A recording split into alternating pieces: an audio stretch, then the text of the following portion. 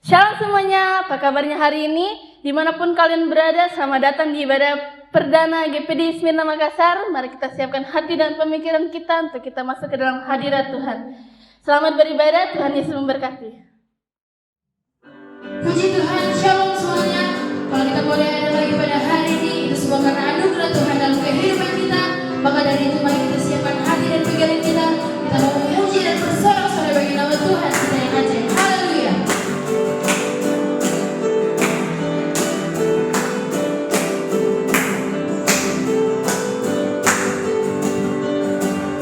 Tak terbayang kebesaran-Mu dan tak terbayang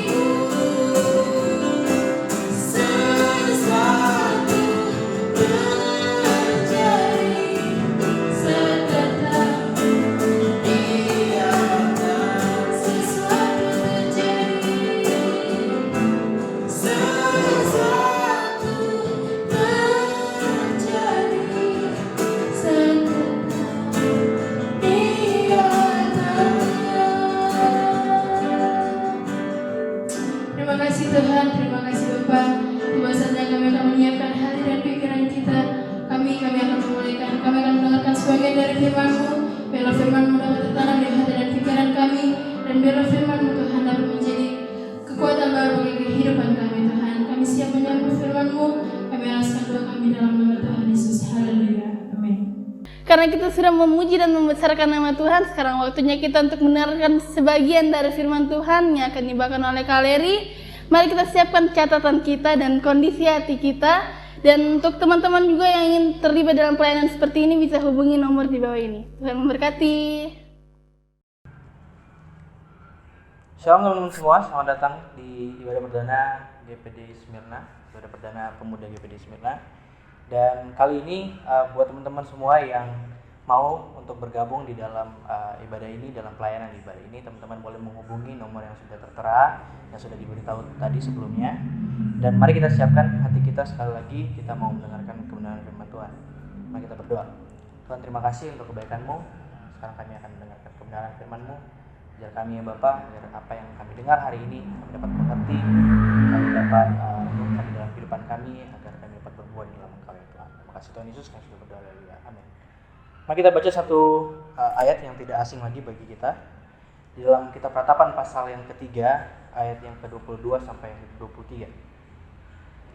Ratapan 3 ayat 23, ayat 22 sampai 23. Tak berkesudahan kasih setia Tuhan, tak habis-habisnya rahmat-Nya. Selalu baru tiap pagi, besar kesetiaan-Nya. Ada seorang muda yang waktu dia masih muda, teman-teman, dia tidak pernah menempuh pendidikan formal. Faktanya dia waktu bersekolah, cuman 3 bulan waktu dia bersekolah, dia keluar dari sekolahnya karena gurunya melabeli dia sebagai anak yang buntu. Jadi sekolah waktu saat itu menolak dia dan seperti menyerah dengan keadaannya, karena dia katanya tidak bisa menangkap apa yang dipelajarinya. Dan bukan hanya dikeluarkan, bukan hanya keluar dari sekolah, dia juga dilabeli sebagai anak yang bodoh, yang buntu pada saat itu. Nah, setelah keluar dari sekolah, tidak ada yang menyangka bahwa di kehidupan dewasanya dia mencoba bereksperimen dan gagal kurang lebih sebanyak 2000 kali. Setiap dia melakukan eksperimen dengan apa yang dia lakukan, dia teliti, dia gagal, hari besoknya dia gagal lagi, sampai 2000 kali kurang lebih. Nah, pemuda ini sekarang kita kenal dengan nama Thomas Alva Edison.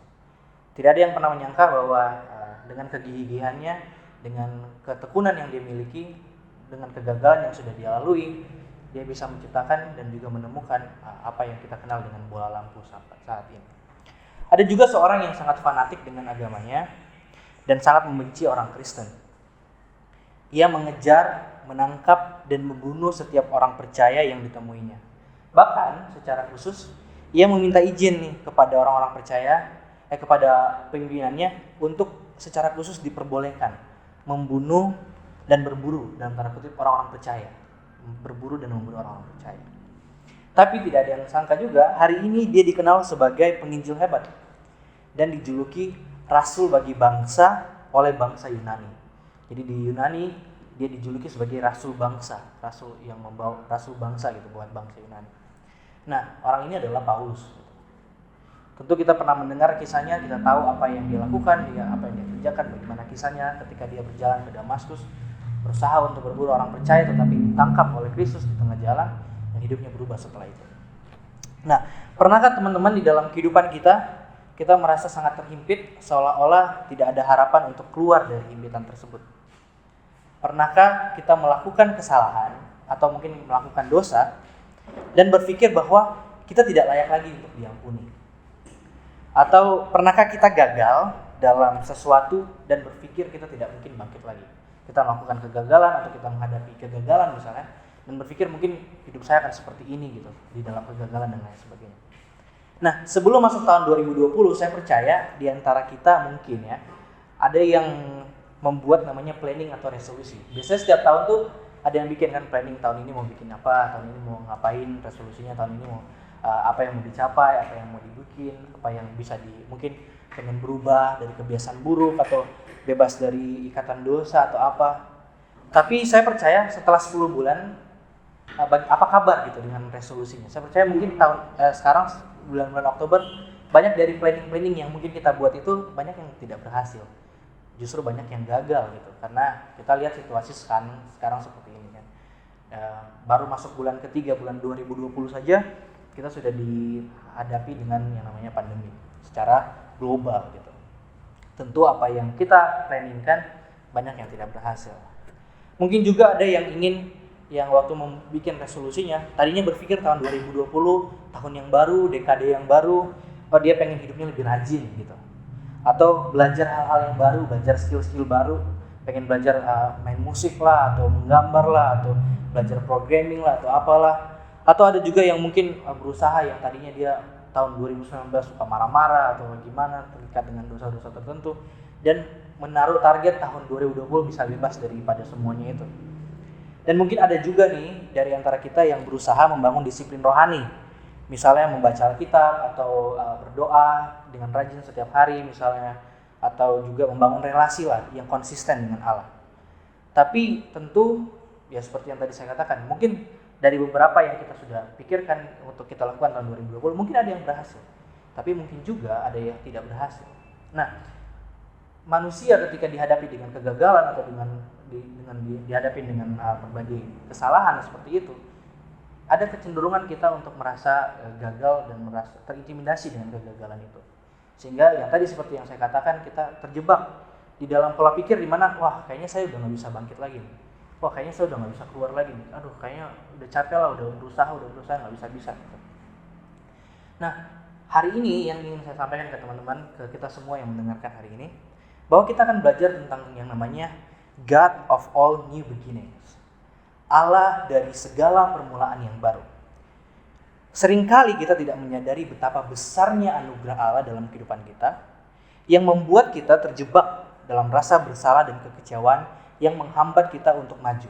Seringkali ketika kita menghadapi masalah, tantangan, atau misalnya seperti kayak kegagalan yang kayak tadi, misalnya pengen tahun ini lebih rajin, tahu-tahu pas berapa lama masuk ke tahun 2020 tetap aja gitu, malah tambah malas. Dengan seperti itu akhirnya kita kayak oh udahlah kayak gini aja lah, udah nggak usah berubah lah atau gimana. Atau mungkin kita udah berusaha nih, tahun ini saya pengen bikin bisnis baru gitu, pengen bikin usaha baru, atau pengen mendaftar ke sekolah yang baru, ke PTN misalnya yang baru lulus SMA atau kayak gimana, pengen mendaftar lamar kerja ke sini tapi tidak berhasil, dan kemudian kita jadi putus asa dan kecewa gitu. Nah seringkali itulah yang membuat kita kalau ditanya ayo mau bikin lagi nggak, mau coba lagi nggak, mau usaha lagi nggak, kita berpikir wah udahlah nggak usah, udah gagal, udah kecewa lah, udah gini. Kadang-kadang pola pikir yang negatif seperti itu yang menghambat kita untuk berusaha lagi gitu, untuk bergerak maju keluar dari kegagalan itu. Nah beberapa dari kita saat-saat ini mungkin kita memasuki situasi-situasi baru. Ada yang baru masuk kuliah atau kembali ke semester yang baru gitu misalnya. Ada yang masuk ke dunia kerja atau ada yang masuk ke lingkungan yang baru. Saya tidak tahu seperti apa situasi yang kita hadapi sekarang ini. Apalagi memasuki bulan ke-10 tahun 2020 ini. Ada begitu banyak hal yang kita hadapi yang mungkin membutuhkan respon yang baru dari diri kita. Walau mungkin di tahun yang ini misalnya yang baru masuk kuliah misalnya. Waktu SMA dia malas-malasan. Setidaknya pas masuk kuliah mereka pengen lebih rajin, tapi ternyata setelah dilihat wah masih sama aja gitu. Atau yang baru mencari pekerjaan misalnya, setelah berusaha mencari tapi tidak menemukan juga, dan akhirnya menjadi kecewa. Nah pola-pola pikir seperti inilah yang membuat kita terjebak dengan mindset yang menghambat kita untuk bergerak maju teman-teman. Hari ini seperti yang sudah katakan, kita akan belajar tentang God of all new beginnings. Kita baca satu ayat yang ingin saya sampaikan, yaitu 1 Timotius 1 ayat 12 sampai 13. Kita akan belajar yang namanya start fresh. Katakan bersama-sama dalam hatimu, start fresh. Kita mulai sesuatu dengan segar, mulai dengan start fresh segala sesuatunya. 1 Timotius 1 ayat 12 ayat 13. Aku bersyukur kepada Dia yang menguatkan aku, yaitu Kristus Yesus Tuhan kita, karena Ia menganggap aku setia dan mempercayakan pelayanan ini kepadaku. Ayat ke-13, aku yang tadinya seorang penghujat dan seorang penganiaya dan seorang ganas, tapi aku telah dikasihinya karena semuanya itu telah kulakukan tanpa pengetahuan, yaitu di luar iman. Paulus memiliki kesadaran bahwa kalau dia bisa nih sekarang, dia bisa waktu itu dia sudah bisa diberikan kepercayaan untuk melayaninya. Itu bukan karena bukan karena dia punya kekuatan atau apa, bukan karena dia punya kemampuan khusus dalam melakukan hal tersebut, tetapi karena dia sadar bahwa ada Kristus Yesus yang memberikan kepada dia kepercayaan. Ia menganggap aku setia dan mempercayakan pelayanan ini kepadaku. Kalau kita baca di ayat 13 ada kalimat yang berkata, tetapi aku telah dikasihaninya. Inilah yang disebut dengan anugerah. Kita tidak bisa melakukan segala sesuatu, kita tidak bisa berubah, kita tidak bisa keluar daripada kesalahan-kesalahan kita tanpa anugerah daripada Tuhan. Tanpa kekuatan daripada Tuhan, tanpa anugerah dan belas kasihan daripada Tuhan, kita nggak mungkin bisa keluar dari kesalahan-kesalahan yang mengintimidasi kita sekarang ini. Nah, teman-teman, sama seperti yang ayat yang kita sudah baca di awal tadi, bahwa tak berkesudahan kasih setia Tuhan, tak habis-habisnya rahmatnya, selalu baru setiap pagi besar kesetiaan. Ini yang saya sebut dengan start fresh. Bahwa mari, ternyata kasih karunia dan anugerah yang diberikan kepada Paulus waktu itu, yang dia rasakan, yang mengubah hidupnya dari seorang penghujat dan penghina menjadi penginjil yang memberitakan kebenaran firman Tuhan dimanapun dia pergi dan berada. Kasih karunia yang sama hari ini ada buat teman-teman dan buat saya, buat saudara. Kasih karunia seperti itu ada. Itulah sebabnya dikatakan bahwa dia yakin dan dia bersyukur karena ada Kristus yang menguatkan dan juga mengasihi dia. Jadi kasih karunia itu yang dia sudah terima, yang mengubahkan kehidupan Paulus, juga tersedia bagi teman-teman dan saya untuk hari ini. Jadi mari kita ubah pola pikir kita. Apa yang selama ini menghambat teman-teman di dalam pemikiran kita? Kayaknya saya nggak bisa berubah, saya nggak bisa ini. Mari kita terima belas kasihan yang melimpah-limpah, belas kasih karunia yang melimpah-limpah dari Tuhan yang tersedia buat teman-teman dan saya hari ini. Nah, kita bisa baca di dalam Filipi 3 ayat 13 tentang apa yang dapat kita lakukan. Saudara-saudara, Filipi 3 ayat 13, saudara-saudara, aku sendiri tidak menganggap bahwa aku telah menangkapnya, tetapi ini yang kulakukan. Aku melupakan apa yang telah di belakangku dan mengarahkan diri kepada apa yang di hadapanku.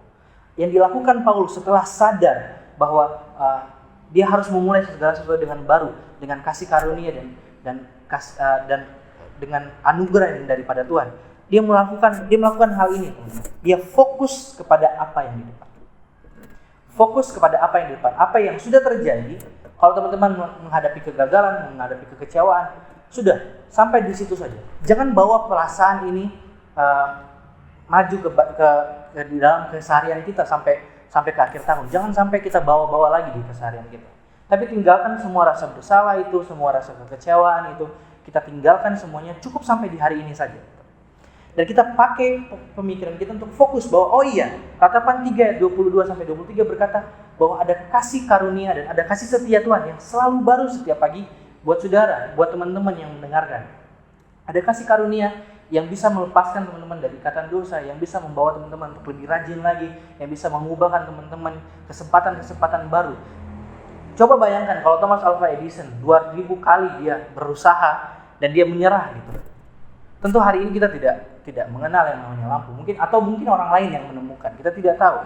Atau coba misalnya Paulus ketika Tuhan panggil dia untuk melayani, lalu dia berpikir, wah saya tidak bisa berubah, saya seperti ini, saya sudah seperti inilah, saya sudah membunuh banyak orang lah, saya sudah menangkap berbagai macam orang lah, gini-gini.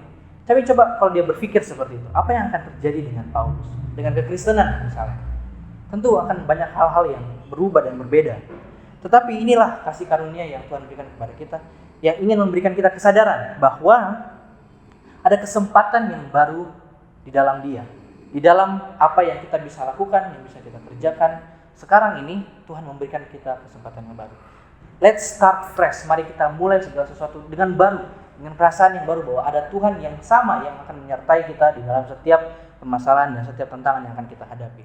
Yang kedua yang dapat kita lakukan, yang pertama tadi adalah fokus kepada apa yang di depan, dan yang kedua adalah start small. Mari kita mulai segala sesuatu dengan kecil, dengan kecil. Jangan mau langsung besar, jangan mau langsung yang wah gitu. Mari kita mulai dengan hal kecil. Kalau mungkin kau berusaha untuk membangun disiplin rohani, misalnya membaca Alkitab atau berdoa, mari kita mulai dengan hal kecil. Kita berdoa sedikit, kita membaca satu pasal atau satu ayat atau 2 ayat, 5 ayat kita baca, kita renungkan selama 5 menit.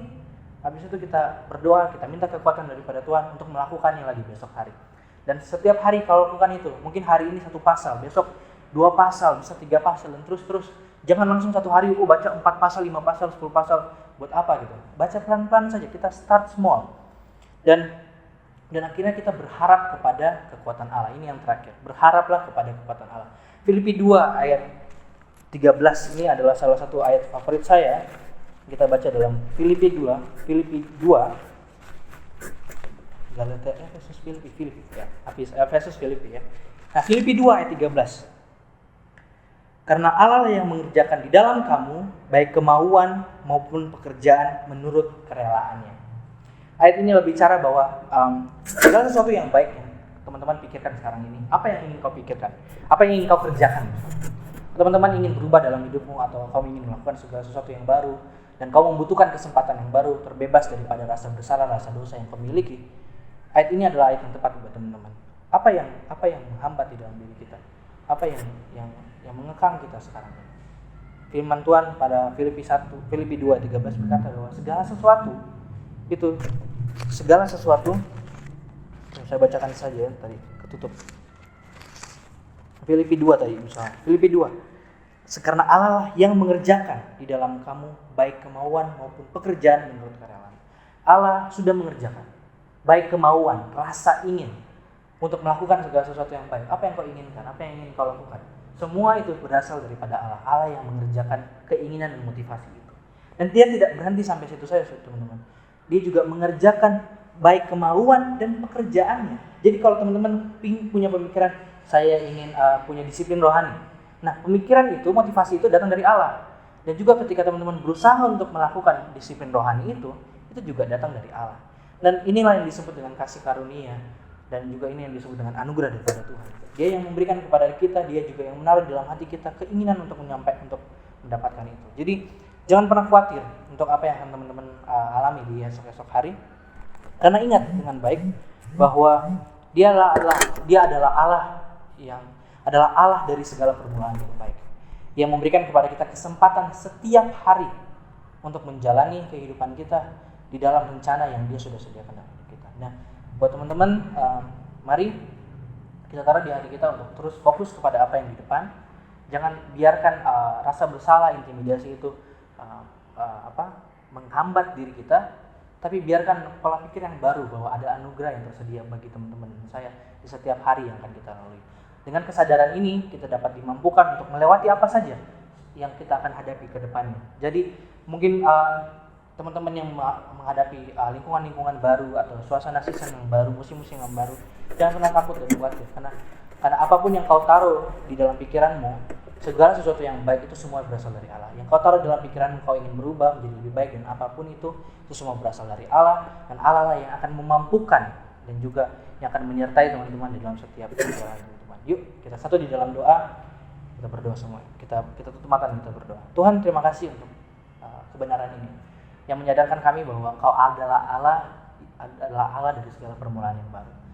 Terima kasih Tuhan untuk kesadaran dan juga kebenaran ini, sehingga kami sadar bahwa kami bisa memulai segala sesuatu yang baru setiap hari.